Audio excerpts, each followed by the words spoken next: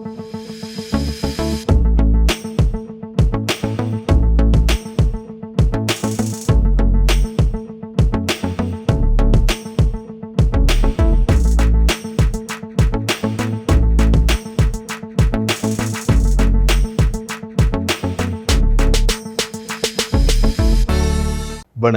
இலங்கை செய்திகளுடன் நான் ரோஷன். விரிவான செய்திகளுக்கு முன் தலைப்புச் செய்திகள்.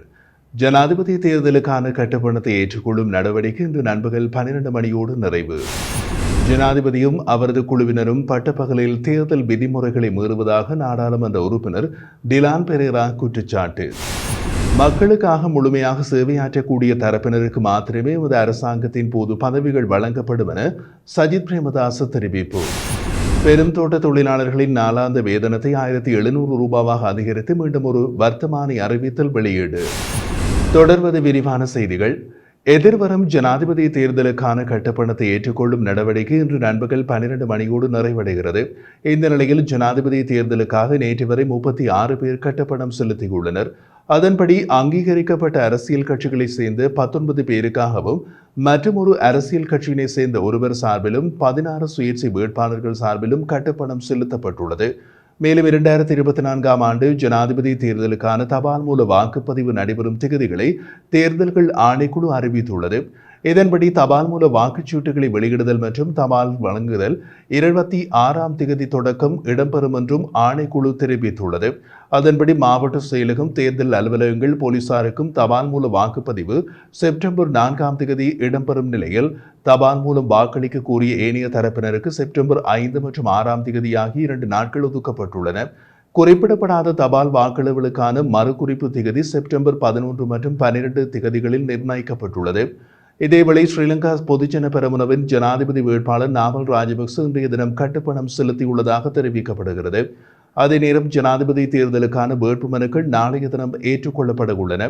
இந்த நிலையில் ராஜகிரியவில் உள்ள தேர்தல்கள் ஆணைக்குழு மற்றும் அதனை அண்டிய பகுதிகளில் பாதுகாப்பு கடமைகளுக்காக விசேட அதிரடிப்படையினர் உட்பட 1300 பேருக்கும் மேற்பட்ட காவல்துறையினர் ஈடுபடுத்தப்பட்டுள்ளனர்.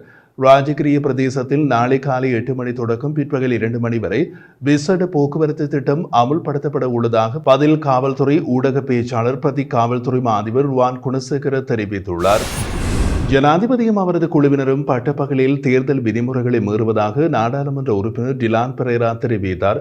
ஐக்கிய மக்கள் சக்தியின் பிரதான காரியாலயத்தில் நேற்றைய தினம் நடைபெற்ற ஊடகவியலாளர் சந்திப்பில் கலந்து கொண்டு கருத்து தெரிவிக்கும் போது அவர் இவ்வாறு தெரிவித்தார்.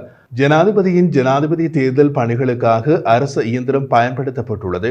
ஜனாதிபதி அலுவலகம் மற்றும் வெளிநாட்டு வேலைவாய்ப்பு பணியகத்தின் பணம் ஜனாதிபதியின் ஜனாதிபதி தேர்தல் பணிகளுக்கு நேரடியாக பயன்படுத்தப்படுவதாக தேர்தல்கள் ஆணைக்குழு மற்றும் பல நிறுவனங்களுக்கு முறைப்பாடு செய்துள்ளதாகவும் எத்தனை சாக்குப்போக்குகள் கூறினாலும் ஜனாதிபதி ரணில் விக்ரமசிங்கே வீட்டுக்கு செல்ல வேண்டும் என்பதை அனைவரும் ஏற்றுக்கொள்வது இறுதியானது எனவும் டிலான் பெரேரா தெரிவித்துள்ளார். எவ்வாறாயினும் ஜனாதிபதி தேர்தலில் ரணில் விக்ரமசிங்கவுக்கு 2ஆம் இடம் கூட கிடைக்காதென்றும் அவர் தெரிவித்தார். மக்களுக்கு முழுமையாக சேவையாற்றக்கூடிய தரப்பினருக்கு மாத்திரமே ஐக்கிய மக்கள் சக்தியின் அரசாங்கத்தின் போது பதவிகள் வழங்கப்படும் என எதிர்க்கட்சித் தலைவர் சஜித் பிரேமதாச தெரிவித்தார்.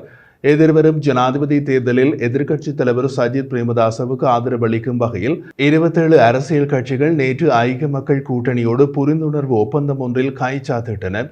இந்த நிகழ்வில் கருத்துரைத்த போதே எதிர்க்கட்சித் தலைவர் சஜித் பிரேமதாஸ் இதனை குறிப்பிட்டுள்ளார். மனிதாபிமானத்திற்கு முன்னுரிமை அளித்து செயற்படும் அரசாங்கமே தற்போது அவசியமாக உள்ளது. முழு சுமையும் நாட்டில் உள்ள சாதாரண மக்களின் மீது சுமத்தும் வகையில் ஜனாதிபதி தலைமையிலான அரசாங்கம் உலக நாடுகளோடு ஒப்பந்தத்தில் கைச்சாத்திட்டுள்ளது. கடன் மறுசீரமைப்பு திட்டத்தில் முழுமையான சுமையும் சாதாரண பொதுமக்கள் மீது வைக்கப்பட்டுள்ளது. இதன்படி ஐக்கிய மக்கள் சக்தியின் அரசாங்கத்தினால் இந்த விடயம் தொடர்பாக சர்வதேச நாணய நிதியத்தோடு கலந்துரையாடப்படும். மக்களின் ஆணையை பெறக்கூடிய கட்சி எது என்பதை சர்வதேச நாணய நிதியம் ஏற்கனவே அறிந்து வைத்துள்ளதாகவும் எதிர்க்கட்சித் தலைவர் சஜித் பிரேமதாச தெரிவித்தார். செஞ்சோலி வளாகத்தில் விமானப்படையினரின் வான் தாக்குதலில் உயிரிழந்த மாணவர்களுக்கான அஞ்சலி நிகழ்வு இன்றைய தினம் அனுஷ்டிக்கப்பட்டுள்ளது. இது தொடர்பாக மேலும் தெரிய வருகையில் முல்லைத்தீவு வள்ளிப்புணம் இடைக்காட்டு பகுதியில் அமைந்துள்ள செஞ்சோலி வளாகத்தில் பயிற்சிக்காக சென்றிருந்த மாணவர்கள் மீது இலங்கை விமானப்படை நடத்திய தாக்குதலில் உயிரிழந்த பாடசாலை மாணவர்கள் 53 பேர் மற்றும் பணியாளர்கள் 4 பேரதும் 18வது நினைவேந்தல் நிகழ்வுகள் வான் தாக்குதல் இடம்பெற்ற இடத்தில் இன்றைய தினம் அனுஷ்டிக்கப்பட்டது. இதன்போது உயிரிழந்த உறவுகளுக்கு சுடரேற்றி அகவணக்கம் செலுத்தி மலர் தூவி அஞ்சலி செலுத்தப்பட்டது. குறித்த அஞ்சலி நிகழ்வில் முன்னாள் வடமாகாண சபை உறுப்பினர் துரைராசா ரவிகரன், முன்னாள் புதுக்குடியிருப்பு பிரதேச சபையின் உறுப்பினர் குகன், இளைஞர்கள், பொதுமக்கள், சமூக செயற்பாட்டாளர்கள் என்று பலரும் கலந்து கொண்டு அஞ்சலி செலுத்தியிருந்தனர். பெருந்தோட்ட தொழிலாளர்களின் நாளாந்த வேதனத்தை 1700 ரூபாவாக அதிகரித்து மீண்டும் ஒரு வர்த்தமானி அறிவித்தல் வெளியிடப்பட்டுள்ளது. தொழில் ஆணையாளர் MKKS ஜெயசுந்தரவால் இந்த வர்த்தமானி அறிவித்தல் வெளியிடப்பட்டது. இதன்படி நாளாந்த அடிப்படை வேதனமாக 1350 ரூபாவும், உற்பத்தி அடிப்படையிலான ஊக்குவிப்பு கொடுப்பனவாக 350 ரூபாவுமாக 1700 ரூபாய் வழங்கப்பட வேண்டும் என்று குறிப்பிடப்பட்டுள்ளது. குறித்த வர்த்தமானி அறிவித்தலுக்கு ஏதேனும் ஆட்சேபனைகள் காணப்படுமாயின் அதற்கான காரணங்களோடு எதிர்வரும் 28ஆம் தேதி மதியம் 12 மணிக்கு முன்னர் சமர்ப்பிக்குமாறும் அறிவிக்கப்பட்டுள்ளது. பெருந்தோட்ட தொழிலாளர்களின் நாளாந்த வேதனத்தை 1700 ரூபாவாக அதிகரித்து ஏலவே வெளியிடப்பட்ட வர்த்தமானி அறிவித்தலுக்கு உயர்நீதிமன்றம் இடைக்கால தடை விதித்திருந்தது. இதனை அடுத்து குறித்த வர்த்தமானி அறிவித்தல் மீளப் பெறப்பட்டதோடு சம்பள நிர்ணய சபையில் நேற்று முன்தினம் எட்டப்பட்ட தீர்மானத்திற்கு அமைய தற்போது புதிய வர்த்தமானி அறிவித்தல் வெளியிடப்பட்டுள்ளது.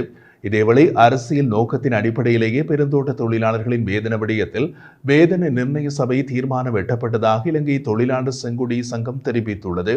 பெருந்தோட்ட தொழிலாளர்களின் சம்பளம் தொடர்பாக நேற்று முன்தினம் சம்பள நிர்ணய சபையினால் முன்வைக்கப்பட்ட தீர்மானத்தை இலங்கை தொழிலாளர் செங்குடி சங்கம் எதிர்த்திருந்தது. இந்த நிலையில் கண்டியில் நேற்று இடம்பெற்ற ஊடக சந்திப்பில் கருத்துரைத்த அந்த சங்கத்தின் ஆலோசகர் மேனகா கந்தசாமி 1550 ரூபாய் என்ற நாளாந்த அடிப்படை வேதனத்தை ஏற்றுக்கொள்ள முடியாது என்று தெரிவித்துள்ளார். ஜனாதிபதி ரணில் விக்ரமசிங்கவை சந்தித்த 13 அரசியல் பிரதிநிதிகள் 13வது திருத்தச் சட்டத்தை நடைமுறைப்படுத்துவது தொடர்பான வாக்குறுதியை பெற்றுக்கொண்டு வந்திருப்பது பச்சை துரோகமான செயல் என தமிழ் தேசிய மக்கள் முன்னணியின் பாராளுமன்ற உறுப்பினர் செல்வராசா கஜேந்திரன் தெரிவித்துள்ளார். வவுனியாவில் நேற்றைய தினம் இடம்பெற்ற ஊடகவியலாளர் சந்திப்பில் கலந்து கொண்டு கருத்து தெரிவிக்கும் போது அவர் இவ்வாறு தெரிவித்தார். பொது வேட்பாளர் என்பது என்னை பொறுத்தவரையில் திட்டமிட்ட நாடகம். பொது வேட்பாளர்களை முன்னிறுத்திய சிவில் அமைப்புகளும் கட்சி சார்ந்தவர்களும் கடந்த 15 வருடங்களாக ஒற்றையாட்சிக்குள் 13ஆம் திருத்தச் சட்டத்தை திணிப்பதற்கு எடுக்கப்பட்ட முயற்சிகளுக்கு முழுமையாக உறுதுணையாக செயல்பட்டவர்கள். குறிப்பாக விக்னேஸ்வரன், செல்வம் அடைக்கலநாதன், சித்தார்த்தன் ஆகியோர் இந்தியாவின் கைக்கூலிகள். இவர்கள் கடந்த காலங்களில் 13வது திருத்த சட்டத்தை தீர்வாக வலியுறுத்தி இந்திய பிரதமர் நரேந்திர மோடிக்கு கடிதங்களை அனுப்பியவர்கள். 13வது திருத்தச் சட்டத்தை வலியுறுத்திய தரப்புக்கு விளைவுகள் ஏற்படாமல் இருக்கவும், மக்கள் மத்தியில் இருந்து வேறுபடாமல் இருக்கவும் அவர்களை பேணி பாதுகாத்து தொடர்ந்தும் மக்களை அவர்களோடு வைத்திருப்பதற்கான செயல்பாடுகளே முன்னெடுக்கப்படுகின்றன. பொது வேட்பாளர் என்ற ஒருவரை நிறுத்திவிட்டு ஜனாதிபதி ரணில் விக்ரமசிங்கவை சந்தித்திருக்கின்றனர். குறிப்பாக செல்வம் அடைக்கலநாதன் மற்றும் சித்தார்த்தனுக்கு விசேட நிதி வழங்கப்பட்டுள்ளது. வன்னி மாவட்ட பாராளுமன்ற உறுப்பினரான செல்வம் அடைக்கலநாதனுக்கு யாழ்ப்பாண மாவட்டத்திற்கும் நிதி ஒதுக்கீடு செய்யப்பட்டுள்ளது. இந்த சந்திப்பின் போது 13வது திருத்தச் சட்டத்தை நடைமுறைப்படுத்துவது தொடர்பான வாக்குறுதியை பெற்றுக் கொண்டு வருகின்றார்கள். இவர்கள் செய்தது பச்சை துரோகமான செயலாகும். இவர்கள் இந்தியாவின் நலனை பேணக்கூடிய நபர்களுக்கு வாக்குகளை பெற்றுக் கொடுக்கக்கூடிய வகையில் இந்த ஆட்சியாளர்கள் மீது அதிருப்தியடைந்து ஏமாற்று வேலையை புரிந்து கொண்டு தமிழர்கள் தேர்தலை புறக்கணித்து தேர்தலில் ஒதுங்கிவிடக் கூடாது என்பதற்கான நாடகம்தான் பொது வேட்பாளர். தற்போது பொது வேட்பாளராக தெரிவான அரியநேத்திரன் 2010ஆம் ஆண்டுக்கு பின்னர் தமிழரசு கட்சியின் மத்திய குழு உறுப்பினராக இருந்தவர். சம்பந்தன், சுமந்திரனோடு இணைந்து அனைத்து துரோக செயற்பாடுகளுக்கும் துணை நின்றவர் என்று தெரிவித்தார்.